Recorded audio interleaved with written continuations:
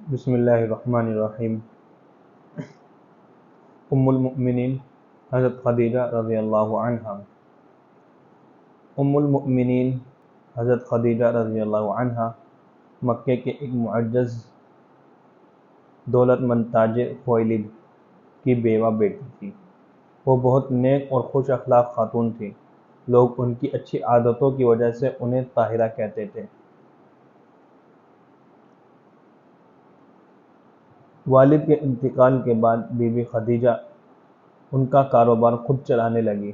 انہیں ایک ایسے دیانتدار اور قابل اعتماد مددگار کی تلاش تھی جو ان کے تجارتی کاروبار کو اچھے ڈھنگ سے چلا سکے۔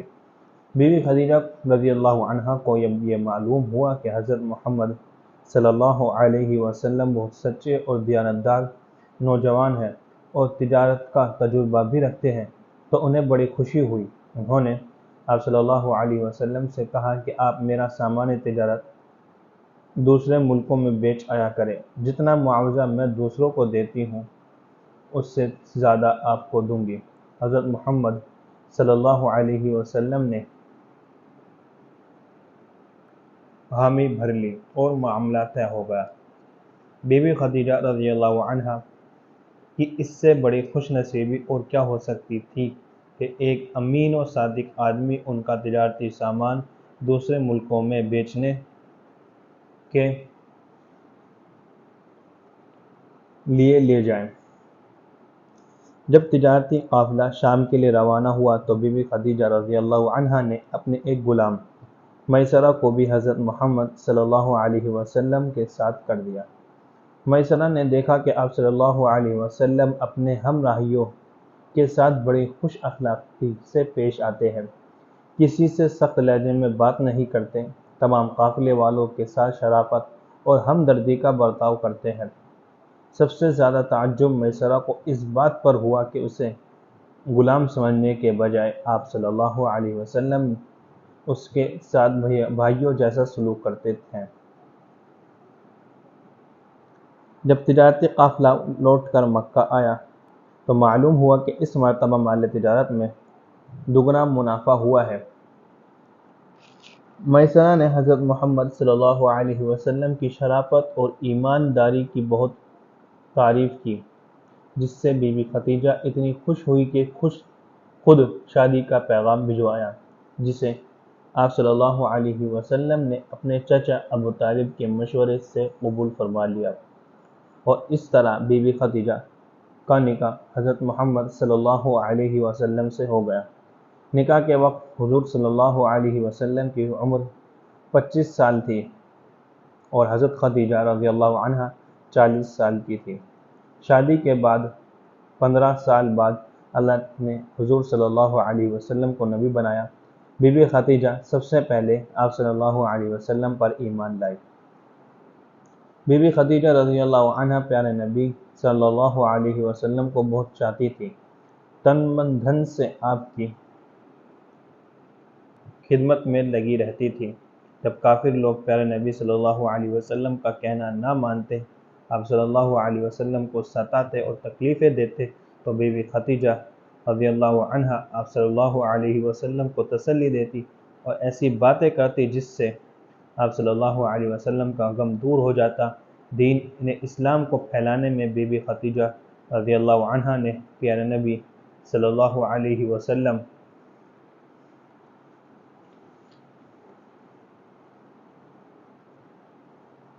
کی بڑی مدد کی اور رفتہ رفتہ اپنی ساری دولت اسی کام پر لگا دی۔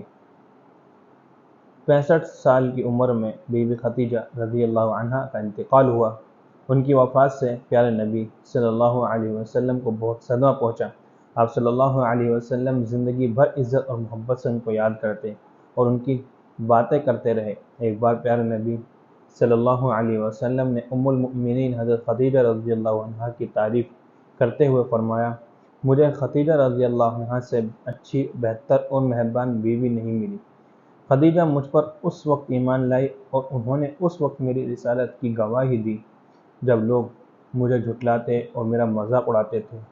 انہوں نے اس وقت میری مدد کی جب مجھے سہارے کی ضرورت تھی۔ جب میرے پاس کچھ نہ تھا تو انہوں نے مال و دولت سے میری مدد کی۔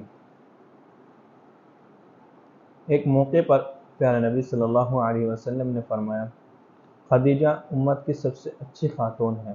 پیارے نبی صلی اللہ علیہ وسلم سے حضرت خدیجہ رضی اللہ عنہ کی 6 اولادیں ہوئیں، 2 بیٹے اور 4 بیٹیاں۔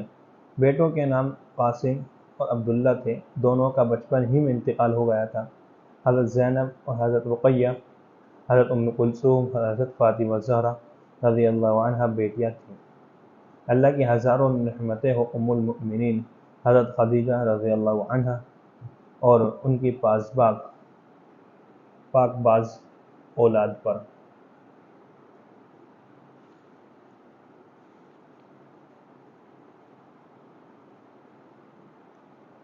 لومڑی کا انصاف۔ وہ ایک لومڑی تھی بڑی ہوشیار، کیا ایک مرغے کو اس نے شکار، مگر جان لینے سے پہلے ذرا یہ سوچا بہانہ بناؤں میں کیا، کہ ہو جائے مجھ پر یہ مرغا حلال۔ چلی اس نے یہ سوچ کر ایک چال، کہا تجھ کو کھانے سے پہلے ضرور بتاؤں گی میں تجھ کو تیرا قصور۔ دکھاتا ہے تو اپنی بانگوں کا زور، سویرے سے پہلے ہی کرتا ہے شور۔ بنا ہے سبھی کے لیے تو عذاب، تو کرتا ہے لوگوں کی نیند خراب۔ کہا مرغ نے یہ تو بہتان ہے، سمجھ کر تیری عقل حیران ہے۔ تجھے بھی تو معلوم ہوگی یہ بات، میری بانگ پر ختم ہوتی ہے رات۔ حقیقت تو یہ ہے کہ میری اذا یہ پیغام دیتی ہے اے مہرباں،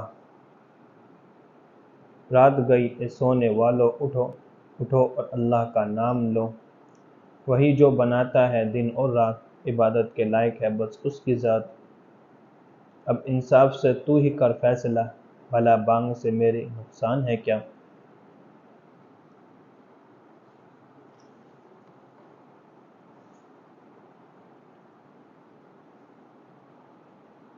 ہوا لومڑی پر نہ کچھ بھی اثر، وہ چلا کے بولی کہ بک بک نہ کر، تیرے ظلم کی بس یہی ہے سزا، بنا لوں تجھے آج کا ناشتہ۔ یہ کہہ کر اسے کھا گئی وہ ذلیل، نہ کام آئی مرغے کی کوئی دلیل۔ مجاہد یہ دنیا کا دستور ہے، کسی کا مقولہ بھی مشہور ہے، کیا ظلم مظلوم پر بے حساب، ہوئی جب بھی ظالم کی نیت خراب۔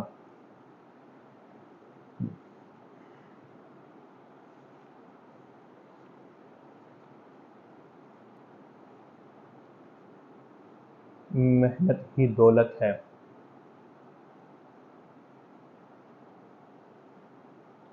ایک گاؤں میں ایک کسان رہتا تھا، اس کے 5 بیٹے تھے، سب کے سب کامچور اور کاہل تھے، کوئی کام نہیں کرتے تھے۔ کسان انہیں بہت سمجھاتا اور محنت مشقت سے کھیتی باڑی کرنے پر ابھارتا، لیکن ان کے کان پر جوں نہ رینگتی، نہ وہ کسان کی نصیحتوں پر کان دھرتے۔ ایک مرتبہ کسان سخت بیمار پڑا، اس نے اپنے 5 لڑکوں کو بلایا اور کہا، میرے پیارے بیٹو، ایسا لگتا ہے کہ میرا آخری وقت آ گیا ہے، میں تم کو ایک راز کی بات بتانا چاہتا ہوں۔ دیکھو میں نے آم کے باغ میں کسی درخت کے نیچے ایک خزانہ چھپا رکھا ہے، میرے مرنے کے بعد تم اسے کھود کر نکال لینا۔ بیٹوں نے پوچھا، کس درخت کے نیچے ابا جان؟ یہ میں بھول گیا، کسان نے جواب دیا۔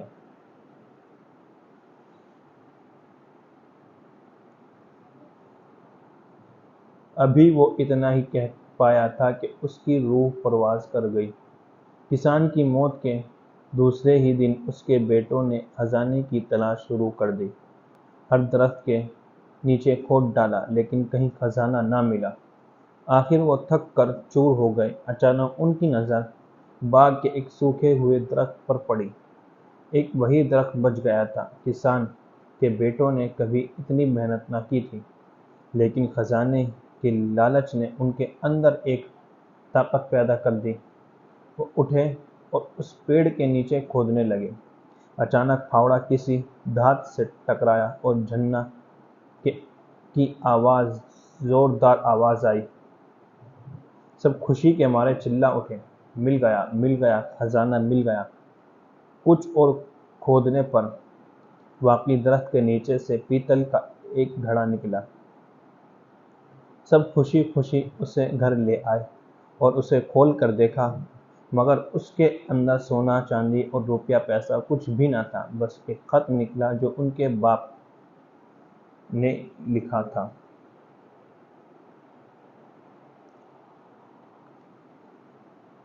میرے پیارے بچوں، اللہ تمہیں خوش رکھے۔ خزانہ نہ پا کر تمہیں بہت غصہ آئے گا اور بہت رنج ہوگا، لیکن تمہیں معلوم ہونا چاہیے کہ میرا یہ خط خزانے سے بھی زیادہ قیمتی ہے۔ اگر تم میری ان نصیحتوں پر عمل کرو گے تو دنیا میں بھی کامیاب رہو گے اور انشاءاللہ آخرت میں بھی جنت پاؤ گے۔ میں تم کو نصیحت کرتا ہوں کہ ہمیشہ اللہ کی مرضی پر چلنا اور نیک کام کرنا۔ دوسری بات یہ کہ تم لوگ بہت کاہل اور نکمے ہو۔ جس طرح تم نے خزانے تلاش کرنے کے لیے آج باغ میں محنت کی ہے، اسی طرح اگر جی لگا کر کاشتکاری کرو گے تو اللہ تم کو ضرور محنت کا پھل دے گا۔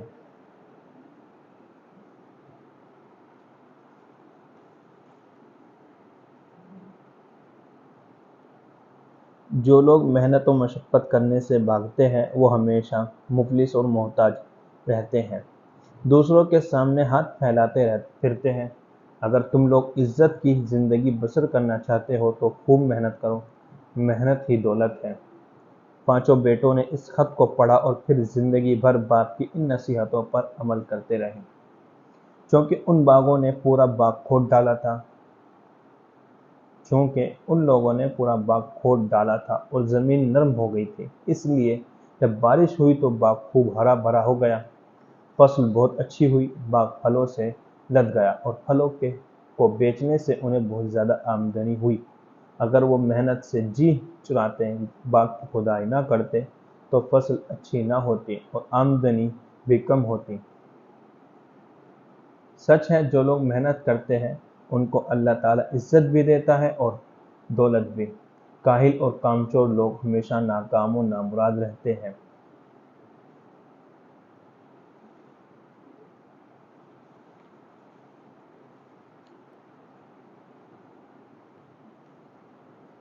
حضرت عثمان غنی رضی اللہ عنہ پیارے نبی صلی اللہ علیہ وسلم کے پیارے ساتھی حضرت عثمان غنی رضی اللہ عنہ مسلمانوں کے تیسرے خلیفہ تھے۔ وہ اس 10 خوش نصیب صحابہ میں شامل ہے جنہیں پیارے نبی نے ان کی زندگی ہی میں جنت کی خوشخبری دی تھی۔ رسول اللہ صلی اللہ علیہ وسلم کی بیٹی حضرت رقیہ ان سے بیاہی تھی۔ جب ان کا انتقال ہو گیا تو پیارے نبی نے اپنی دوسری بیٹی حضرت ام کلثوم کو ان کے نکاح میں دے دیا۔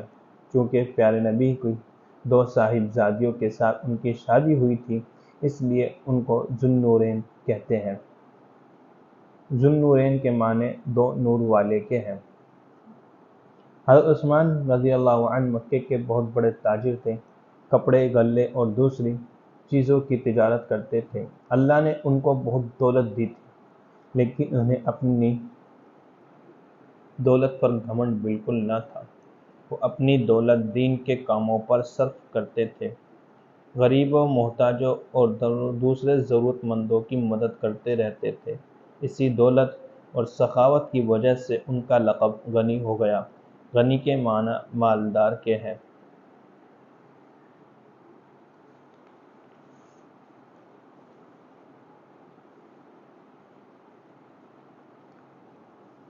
جب مسلمان مکے سے ہجرت کر کے مدینہ پہنچے، اس وقت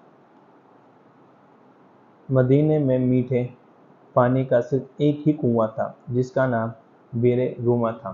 اس کنویں کا مالک ایک یہودی تھا۔ وہ بغیر پیسے لیے کسی کو پانی بھرنے نہ دیتا تھا۔ اس وجہ سے مسلمانوں کو پانی کی بڑی تکلیف تھی۔ ایک دن پیارے نبی صلی اللہ علیہ وسلم نے صحابہ سے فرمایا، جو شخص اس کنویں کو خرید کر اللہ کی راہ میں وقف کر دے اور مسلمانوں کو پانی کی تکلیف سے بچا لے، اسے جنت ملے گی۔ یہ سن کر حضرت عثمان اٹھ کھڑے ہوئے کنویں کے مالک کے پاس پہنچے اور اس سے کہا میں تمہارا کنواں خریدنا چاہتا ہوں، بولو کیا قیمت لوگے؟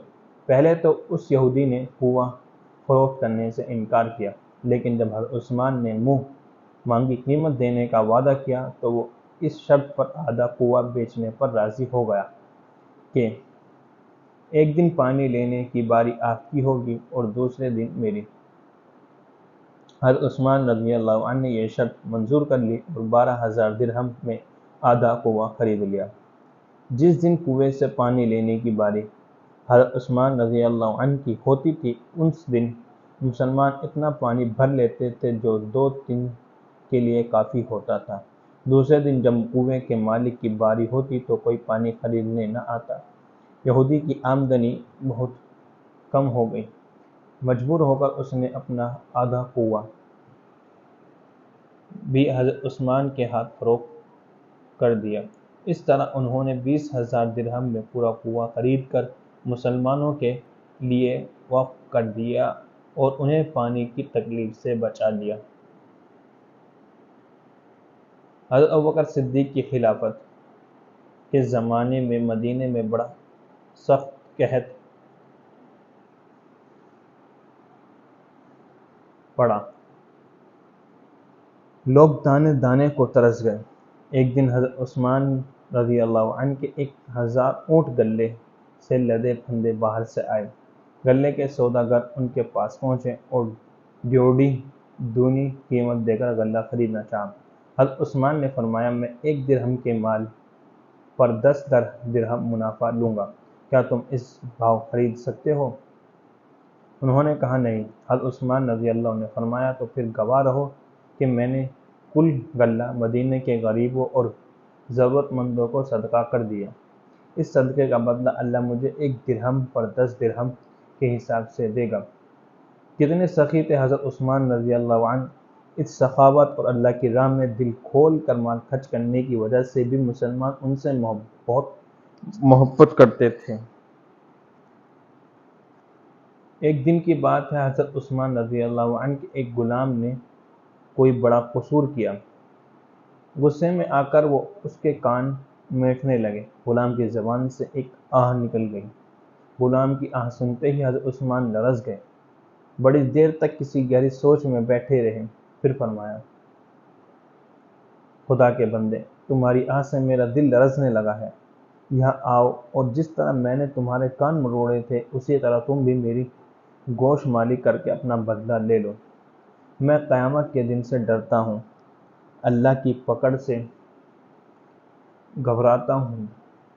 تم بدلہ لے کر معاف کر دو گے تو قیامت کے دن میں اللہ کی پکڑ سے بچ جاؤں گا۔ غلام بولا حضرت مجھ سے یہ بے ادبی نہ ہوگی، میں بھی تو قصوروار ہوں، میں بھی اللہ سے ڈرتا ہوں، اس کی پکڑ سے گھبراتا ہوں۔ اگر آپ جیسے مالک سے ایسے بے ادبی کروں تو ڈر ہے کہیں قیامت کے دن میں پکڑا نہ جاؤں۔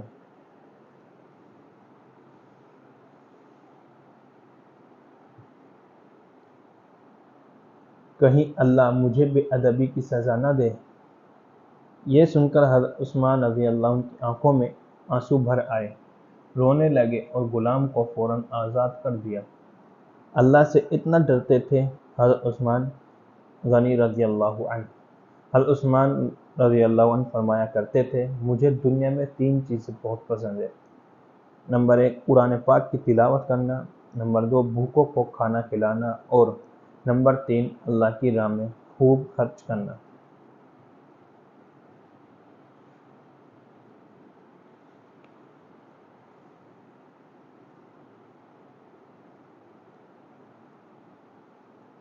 طرابلس کی فاطمہ۔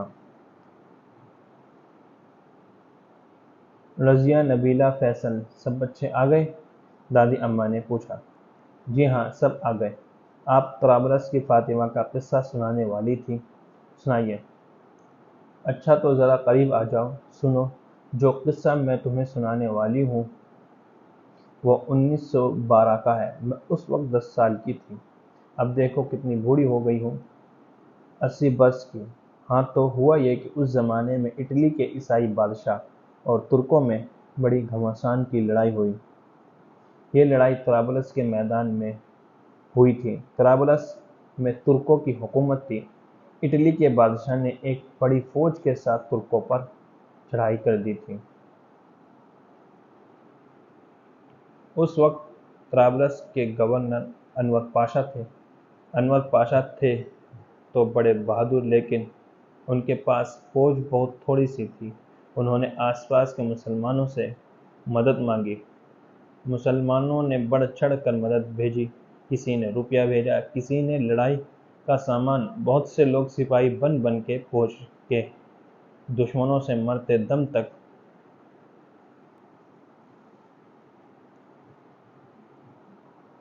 لڑیں گے، لڑتے لڑتے جان دے دیں گے۔ انہی لوگوں میں سنوسی قبیلے کے کئی جوان بھی شامل تھے۔ اسی قبیلے کے ایک بہادر آدمی عبداللہ اپنی بیوی اور بچی فاطمہ کے ساتھ اس لڑائی میں شریک ہوئے۔ انہوں نے اپنے گھر کا سارا سامان انور پاشا کو دے دیا اور خود سپاہیوں میں شامل ہو گئے۔ عبداللہ کی بیوی مریضوں کی تیمارداری میں ماہر تھی۔ اسپتال میں کام کرنے لگی۔ میدان جنگ میں زخمی سپاہیوں کو پانی پلانے کا کام فاطمہ نے اپنے ذمے لے لیا۔ وہ اس وقت 11 برس کی تھی۔ بڑی بہادر تھی۔ اپنی کمر میں ایک چھوٹی سی تلوار بھی لگائے رہتی تھی۔ دادی اماں فاطمہ تلوار چلانا بھی جانتی تھی؟ رابعہ نے حیرت سے پوچھا۔ ہاں بیٹی، اس نے اپنے والد سے تلوار چلانا بھی سیکھا تھا۔ طرابلس کی لڑائی کے واقعات سننے کے لائق ہیں۔ ایک دن گھمسان کی لڑائی ہوئی اور دن بھر ہوتی رہی۔ شام کو جب لڑائی بند ہوئی تو اتنا وقت نہیں تھا کہ شہیدوں اور زخمیوں کو انور پاشا اٹھوا سکتے۔ وہ جتنے بہادر تھے اتنے ہی مسلمانوں کے خیر خواہ بھی تھے۔ انہیں یہ خیال ستانے لگا کہ رات ہو جانے سے مسلمان اپنے شہیدوں اور زخمیوں کو اٹھا نہ سکے۔ انہیں نیند نہ آئی۔ پھر وہ کچھ سوچ کر اٹھے، تلوار کمر میں لگائی، ٹارچ ہاتھ میں لی اور باہر نکلے۔ دادی اماں اتنی رات گئی، وہ کہاں جا رہے تھے؟ احسن نے پوچھا۔ ٹھہرو، سب کچھ بتاتی ہوں۔ وہ لڑائی کے میدان میں پہنچے اور ٹارچ کی روشنی میں ادھر ادھر دیکھنے لگے۔ ایک جگہ انہوں نے ایک لڑکی کو دیکھا۔ وہ زخمیوں اور شہیدوں کے بیچ جھکی ہوئی تھی۔ انور پاشا ادھر بڑھے۔ لڑکی نے پلٹ کر دیکھا۔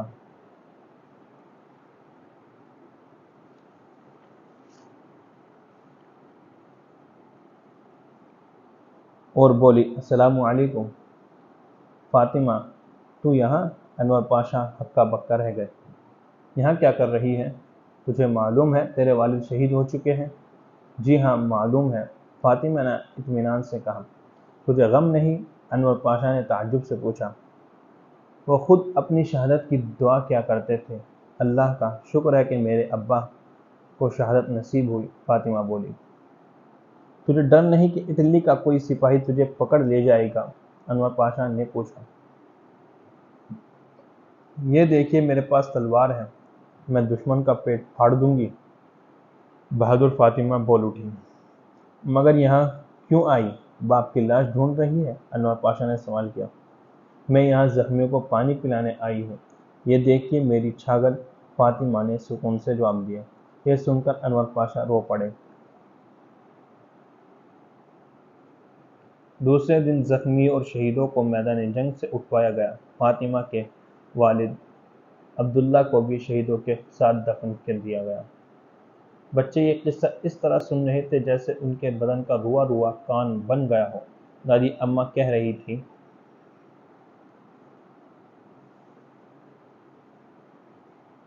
پھر ایک دن دشمنوں نے ترکی کے اسپتال پر گولے برسائے۔ فاطمہ کی ماں بھی شہید ہو گئی۔ ماں کی شہادت پر بھی فاطمہ نے اللہ کا شکر ادا کیا، اے اللہ مجھے بھی شہادت نصیب کر۔ فاطمہ نے دل ہی دل میں دعا کی۔ یہ دعا کر کے اس نے سرخ رومال سے سر سے باندھا۔ پھر یہ رومال اس وقت کھلا جب وہ شہید ہو گئی۔ اس کی شہادت کا واقعہ ایثار و قربانی کی ایک بہترین مثال ہے۔ اس میں ہمارے لیے بڑی نصیحتیں ہیں۔ اچھا بچوں، اب رات زیادہ ہو گئی ہے، سو جاؤ، ہم سب کو فجر کی نماز کے لیے اٹھنا ہے۔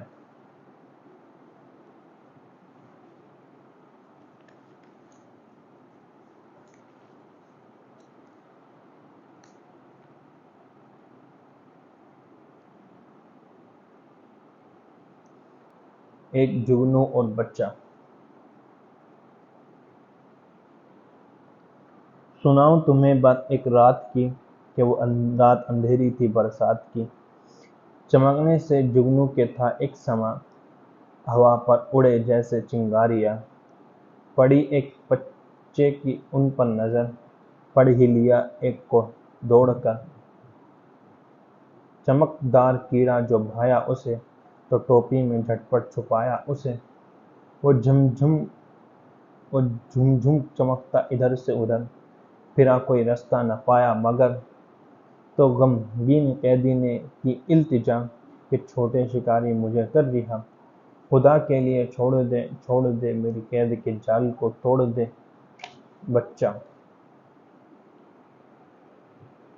کروں گا نہ آزاد اس وقت تک کہ میں دیکھ لوں دن میں تیری چمک، جگنو چمک میری دن میں نہ دیکھو گے تم، اجالے میں ہو جائے گی وہ تو گم۔ بچہ۔ ارے چھوٹے کیڑے نہ دے دم مجھے، کہ ہے واقفیت ابھی کم مجھے، اجالے میں دن کی کھلے گا یہ حال، اجالے میں دن کے کھلے گا یہ حال کہ اتنے سے کیڑے میں کیا ہے کمال، دھواں ہے نہ شعلہ نہ گرمی نہ آنچ، چمکنے کی تیرے کروں گا میں جانچ، جگنو۔ یہ قدرت کی کاریگری ہے جناب کہ ذرے کو چمکائے یوں آفتاب، مجھے دی ہے اس واسطے یہ چمک کہ تم دیکھ کر مجھ کو جاؤ ٹھٹک، نہ الڑ پنے سے کرو پائے مال، سنبھل کر چلو آدمی کی سی چال۔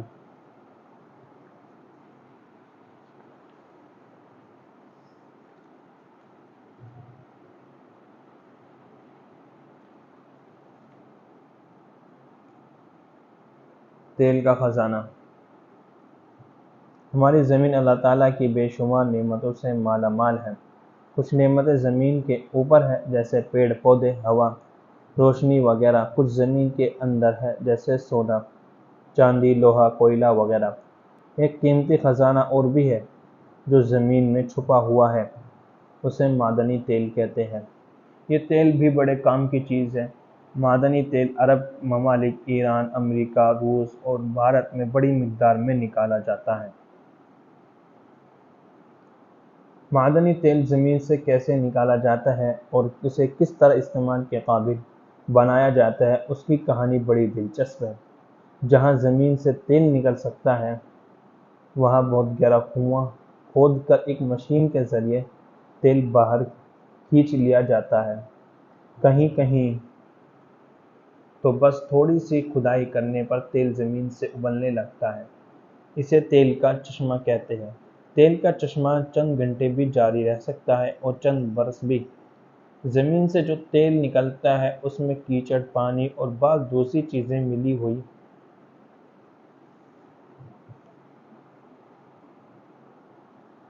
ہوتی ہے اور اس کی شکل کیچڑ ملے ہوئے گدلے پانی جیسی ہوتی ہے۔ اسے نفت یا خام تیل کہتے ہیں۔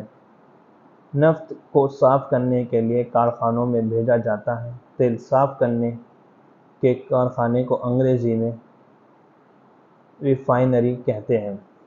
جن مقامات پر تیل کافی مقدار میں نکلتا ہے وہاں سے اسے بڑی بڑی پائپ لائنوں کے ذریعے بندرگاہوں تک پہنچایا جاتا ہے۔ بندرگاہوں پر ایلومینیم کے بنے ہوئے بڑے بڑے حوض ہوتے ہیں جن میں اسے جمع کیا جاتا ہے۔ یہ حوض ٹینک کہلاتے ہیں، انہیں بند رکھا جاتا ہے۔ ان ٹینکوں سے یہ تیل بڑے بڑے تیل لے جانے والے جہازوں کے ذریعے سے دوسرے ملکوں اور شہروں کو بھیجا جاتا ہے۔ صاف کیا ہوا تیل پیٹرول کہلاتا ہے۔ جس پیٹرول میں بہت زیادہ توانائی اور صفائی ہوتی ہے وہ ہوائی جہازوں میں ایندھن کے طور پر استعمال ہوتا ہے۔ اس سے کم توانائی والا petrol car, motor cycle, scooter وغیرہ میں استعمال ہوتا ہے۔ اس سے کم درجے کے تیل کو مٹی کا تیل کہتے ہیں جسے عام طور پر گھروں میں استعمال کیا جاتا ہے۔ مٹی کے تیل سے کم درجے کا تیل ڈیزل کہلاتا ہے۔ ڈیزل گاڑھا ہوتا ہے ریل گاڑیوں، ٹرکوں، بسوں اور کارخانوں کی مشینیں وغیرہ چلانے میں ڈیزل کا استعمال کیا جاتا ہے۔ نفط میں سے ایک طرح کی چکنائی بھی نکلتی ہے جس کو گریس کہتے ہیں۔ اسے مشینوں کے پرزوں کو چکنا رکھنے کے لیے استعمال کرتے ہیں۔ گریس کو اور زیادہ صاف کرنے سے جو گاد بچتی ہے اس سے موم بتیاں اور بعض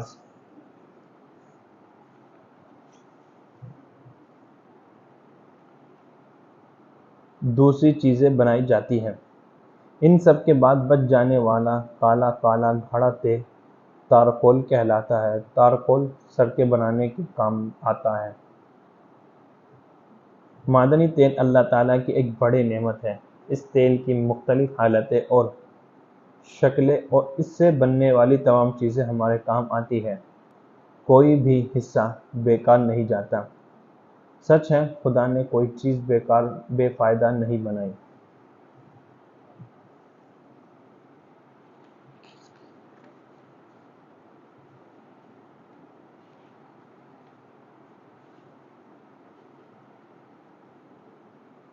چاند کی باتیں۔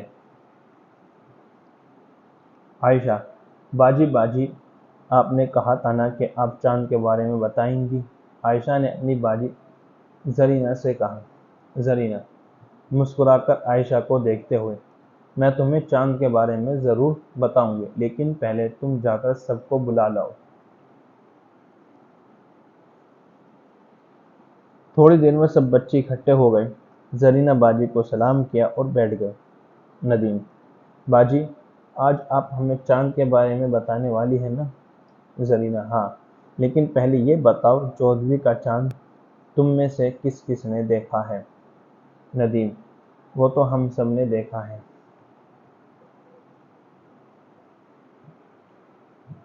زرینہ: اچھا، کیسا ہوتا ہے وہ؟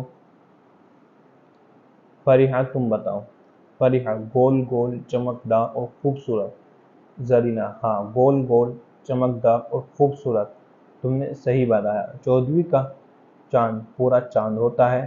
جس طرح ہم سورج کی روشنی سے فائدہ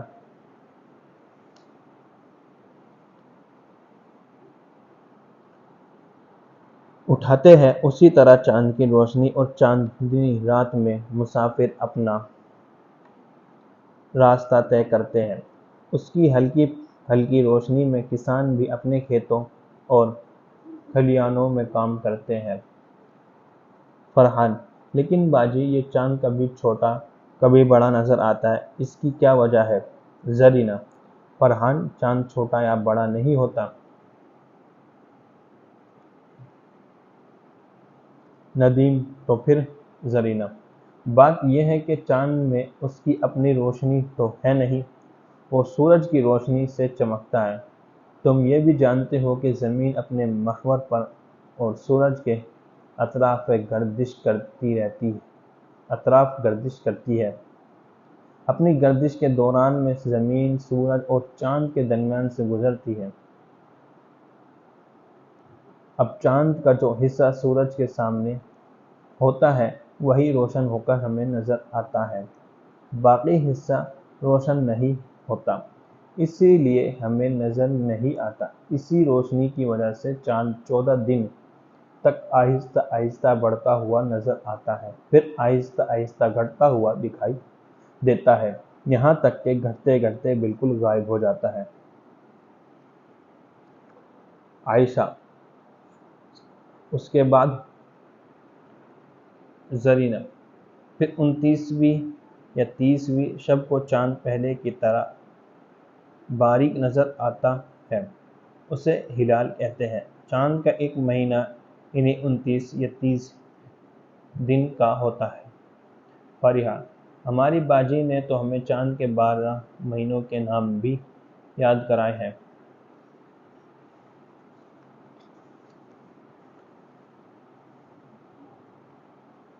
فرحان: وہ تو ہمارے ماسٹر صاحب نے بھی یاد کرا دیے ہیں۔ زرینہ: اچھا تو پھر تم ہی سناؤ۔ فرحان: محرم، صفر، ربیع الاول، ربیع الثانی، جمادی الاول، جمادی الاخری، رجب المرجب، شعبان المعظم، رمضان المبارک، شوال المکرم، ذی قعدہ، ذی الحجہ۔ زرینہ: شاباش فرحان، تم نے بالکل صحیح سنا، یہ قمری یا اسلامی مہینوں کے نام ہیں۔ ندیم: باجی ہم کو انسان کے چاند پر پہنچنے کے بارے میں بتائیے، اتنا لمبا سفر اس نے کیسے طے کیا؟ چاند تو بہت دور ہے۔ زرینہ: ہاں، چاند ہماری زمین سے 3,84,551 کلومیٹر دور ہے۔ روس کے خلا بازوں نے چاند پر پہنچنے کی مہم پہلے شروع کی، بعد میں امریکہ کے لوگوں نے بھی کوشش کی۔ آخر کار 21 جولائی 1969 کو اپولو 11 نامی خلائی جہاز کے ذریعے سے 2 خلا باز چاند پر اترنے میں کامیاب ہو گئے۔ یہ خلا باز امریکہ کے تھے، ان میں سے ایک کا نام آرم اسٹرانگ اور دوسرے کا ایڈون آلڈرن تھا۔ فرحان: لیکن یہ بتائیے دونوں میں سے کون پہلے اترا تھا؟ زرینہ: چاند پر پہلا قدم آرم اسٹرانگ نے رکھا تھا۔ دونوں خلا باز چاند پر 22 گھنٹے تک رہے، انہوں نے وہاں سے بہت ساری معلومات زمین پر بھیجی۔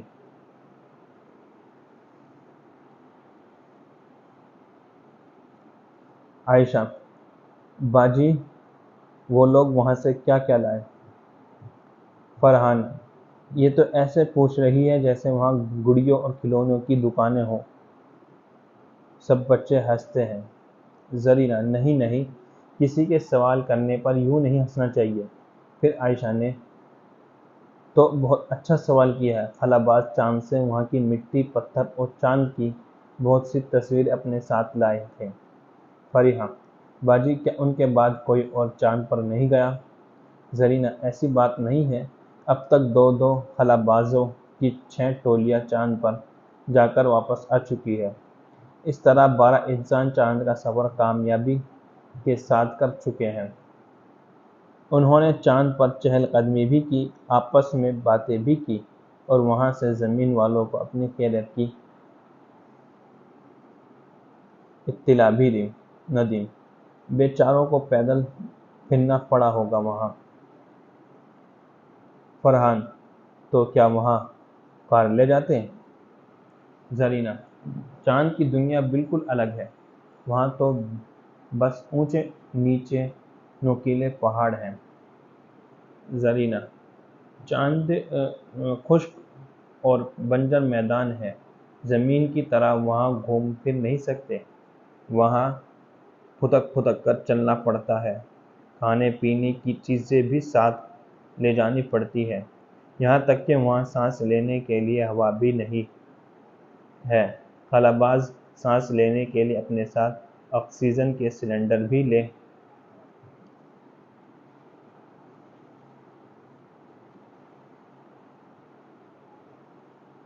جاتے ہیں، وہاں پانی بھی نہیں ہے، اسی لیے چاند پر زندگی کے کوئی آثار نہیں ہے۔ ویسے سائنسداں اس فکر میں لگے ہوئے ہیں کہ چاند پر انسانی زندگی کو کس طرح ممکن بنایا جا سکتا ہے۔ عائشہ: تو پھر ہماری زمین ہی اچھی ہے۔ زرینہ: بالکل صحیح، اللہ تعالیٰ نے زمین کو ہمارے اور تمام جانداروں کے رہنے کے لیے بنایا ہے۔